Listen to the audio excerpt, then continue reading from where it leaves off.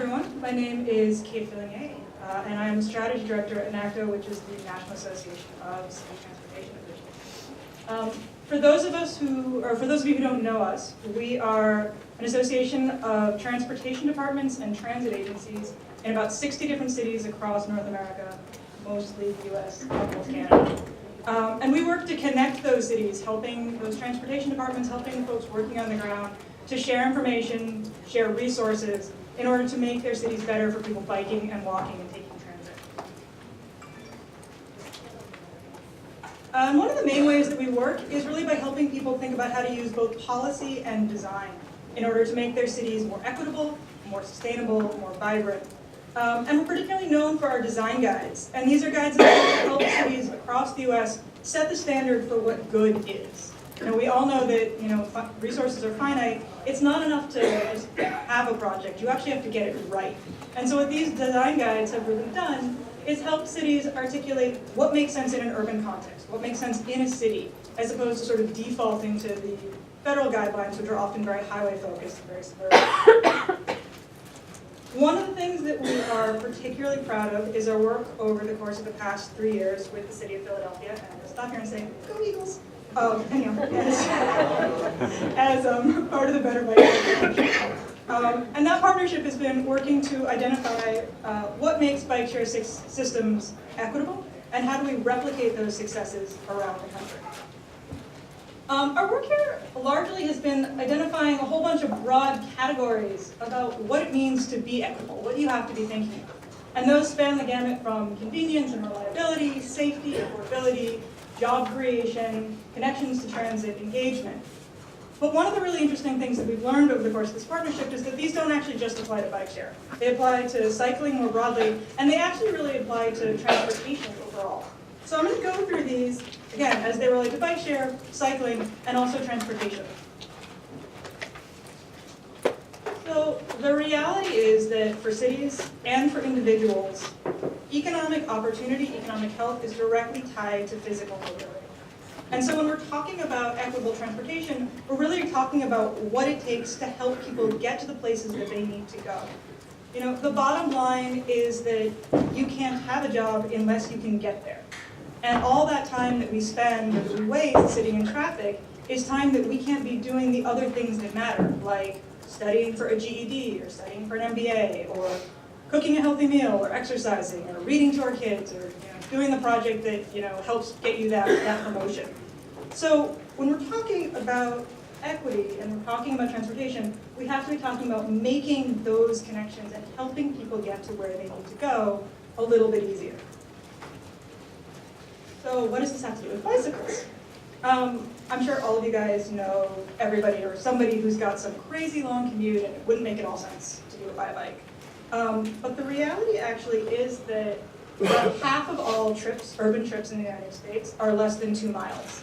And if you talk about rural trips, it's about 1/3 of all rural trips that are less than 2 miles. This is a distance that's actually really, really competitive, really, really doable by a bike. And in order to make that possible, if we can build the infrastructure underneath people, they can start making those trips and start saving those times, getting those health benefits, getting those exercise savings. So the easiest way to think about who bikes in your community is to divide all of your residents up into kind of 4 big categories. Over here, this little tiny percentage on the end is the lovingly named strong and fearless. Those are the folks who wear spandex and will ride in everything, or ride it anywhere, or, okay, fine. Next to them, enthused and confident, these are the folks that you'll probably see riding in parks. They're excited about it, but they're a little scared of your streets. Far other end, you've got the no way, no how, probably not going to ride, okay, leave them alone. What that leaves you in the middle is the majority of your population, 60% of your population, who's actually really interested in riding a bike. They would love to ride to the park with their kids. They would love to get a little exercise a couple more days a week by riding to work. But they're not going to do it because they're afraid of getting hit by a car. And if you ask them what it would take, what they'll tell you is some infrastructure, something that makes it welcoming, something that makes it feel safe. The desire for safe places to ride cuts across all race lines, it cuts across gender, it cuts across socioeconomic lines. In particular, actually, the lack of safe places to ride hits communities of color particularly hard. And so if you look at it, the data, what you'll actually see is that Black and Latino riders have fatality rates that are actually about 30% higher than white riders. And that same discrepancy exists for folks walking as well. And that very real safety fear, that safety issue for Black and Latino riders is actually also compounded by sounds like some of the stuff that you guys were talking about in your last panel around discriminatory enforcement, often for very, very minor violations that can trigger a whole host of other things that might make somebody not want to get on a bike in the first place, not make somebody want to take advantage of the fact that you could make that trip really, really quickly, really, really easily.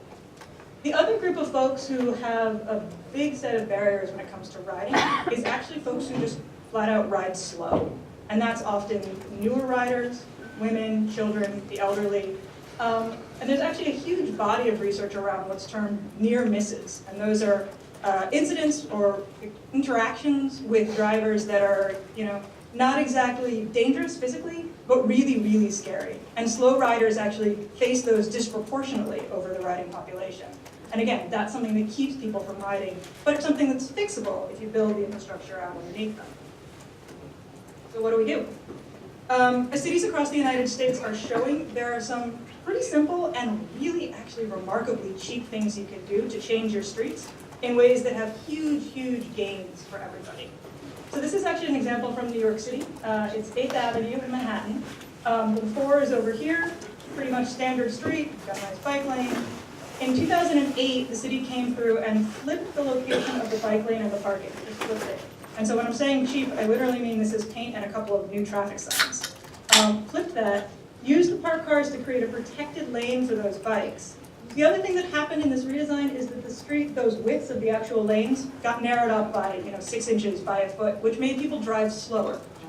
And you see where that funny little tree is hanging out in the middle of the street. There was then room to put in concrete islands, which made the distance that pedestrians had to cross the street much, much shorter. So suddenly anybody who has mobility problems can cross the street easier, can cross the street safer.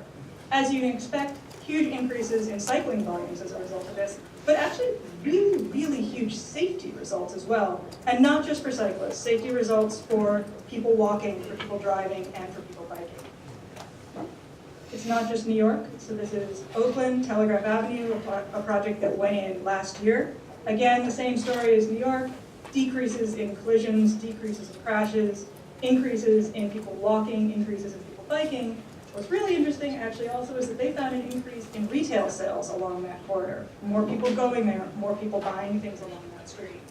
And just to give you one more example, here's Memphis, this Peabody Place. It just went in a couple of months ago, so we don't have the before and after data, but all the signs are pointing very much in the right direction. It's also not just about individual streets. About a year ago, NACTO took a look at 7 different cities across the United States that have begun to really build out their bike lane infrastructure. And what we found is that as the number of lane miles increased, that's that red, cycling started increasing also. And what gets really cool is that the risk to cyclists, the likelihood that a cyclist was going to get hit by a car, started dropping very precipitously. So that combination of infrastructure and increases in cycling is actually making your city safer. And in an era where our traffic fatalities are going through the roof, this is a really, really big deal. Cycling's value as an equitable transportation option also has an economic dimension. So this is actually some data from Washington, D.C., from the Capital Bike Share system here. And they took a look at folks who ride Capital Bike Share, and what they found is that if there was a Capital Bike Share station near a store, folks who rode Capital Bike Share went there more often. Pretty basic. But the bottom line here is that simply by providing that infrastructure, the bike share station, people were going to those stores more often than they would have. And that matches, what we just saw in Oakland about that increase in retail sales. But it also matches citywide research that we're seeing from places like Portland and Toronto that found that over the course of a year on any commercial street, the people who are going there by bike, the people who are going there walking, are actually spending more money there than drivers. They're not spending it all at once. You probably aren't going to go buy a refrigerator by bicycle. But over the course of the year, they're spending more money on those areas. And I want to drive this point home because what it means is that bike money is really, really local. if we're talking about reinvestment strategies in a neighborhood, the act of putting down that infrastructure, because those bike trips are so short in general, 2-3 miles, these are ways that communities can reinvest in themselves. So I talked, bear with me on this one little extra point here. Moving through, we talked about how bike lanes can support industry, can support business. What's really interesting is that this stuff can actually create jobs. So what you're looking at here is time sequence data, about 20 years worth of biking in New York City. The green line is that increase in daily cyclists. You see it starting to go through the roof in 2007 when you start building protected bike lanes. The orange is actually the absolute number of bike shops in the city. It stays pretty much flat through about 2008, and then with the increase in cycling, the number of bike shops basically doubles.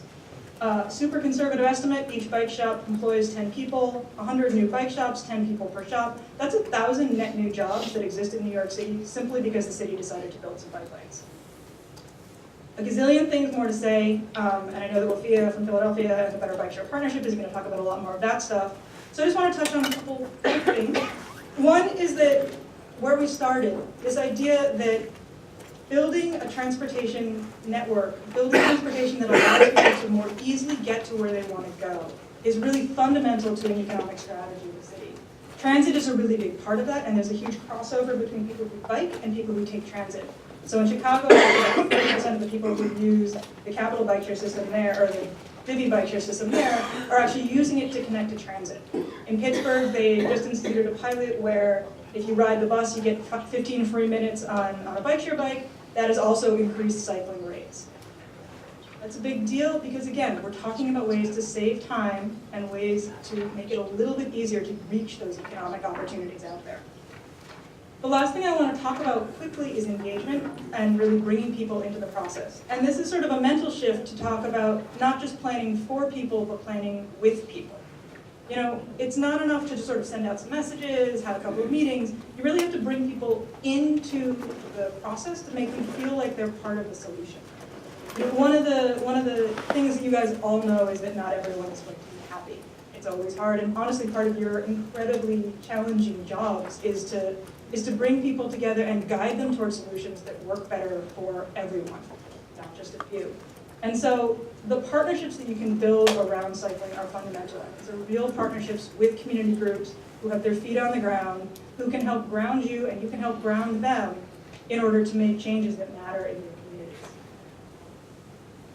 That was a good ton of information. I know I'm totally throwing lots of data. Most of it is available on NACTO's website.